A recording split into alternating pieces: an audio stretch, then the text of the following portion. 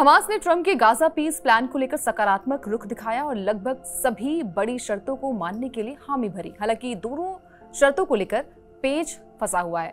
फिलिस्तीनी मिलिशिया संगठन ने शुक्रवार को घोषणा की थी कि वो अमेरिकी राष्ट्रपति डोनाल्ड ट्रंप द्वारा आगे बढ़ाए गए शांति योजना के तहत सभी इजरायली बंधकों को रिहा करने के लिए तैयार है। हमास ने एक बयान में कहा कि वो इस मामले की विस्तृत चर्चा के लिए मध्यस्थों के माध्यम से तत्काल वार्ता में शामिल होने के लिए तैयार है। हमास ने यह भी दोहराया कि वो गाजा का प्रशासन स्वतंत्र तकनीकी विशेषज्ञों की फिलिस्तीनी संस्था को सौंपने के लिए तैयार है। आपको बता दें कि हमास ही अब तक गाजा का प्रशासन चलाता था। इस समूह ने गाजा संघर्ष समाप्त कराने के प्रयासों में अमेरिकी राष्ट्रपति डोनाल्ड ट्रंप की भूमिका के लिए उनका सार्वजनिक रूप से धन्यवाद भी दिया। साथ ही अरब, इस्लामी और अंतर्राष्ट्रीय साझेदारों का आभार जताया। इससे पहले अमेरिकी राष्ट्रपति डोनाल्ड ट्रंप ने हमास से रविवार शाम 6 बजे तक इजराइल के साथ शांति समझौते पर पहुंचने का अल्टीमेटम था, वरना गाजा में कहर टूटने की चेतावनी दी गई थी। अमेरिकी राष्ट्रपति ने कहा कि हमास को हमारे गाजा प्लान को स्वीकार करने, इजरायली बंधकों को रिहा करने और शत्रुता समाप्त करने का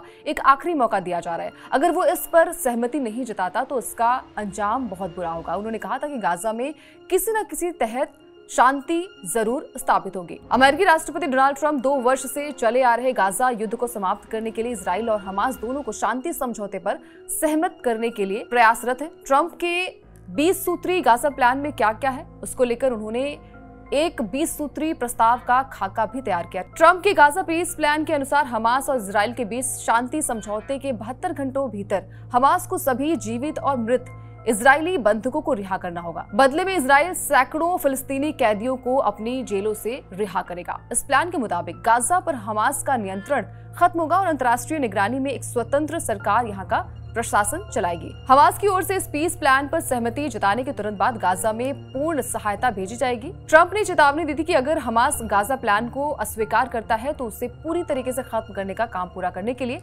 इजराइल को अमेरिका का पूर्ण समर्थन भी मिलेगा। शुरुआत में हमास के द्वारा इस 20 सूत्री प्लान को मानने की बात की जा रही थी, लेकिन अब ऐसा लग रहा है कि हमास को कुछ शर्तों को लेकर आपत्ति है। अब देखना होगा कि ट्रंप के इस 20 सूत्रीय गाजा योजना का क्या हाल होता है। इस खबर को लेकर आप क्या सोचते हैं, आपकी क्या राय है, कमेंट करके बता सकते हैं। इसके अलावा TV9 डिजिटल को भी फॉलो कर लीजिए ताकि कोई भी बड़ी अपडेट मिस ना होने पाए।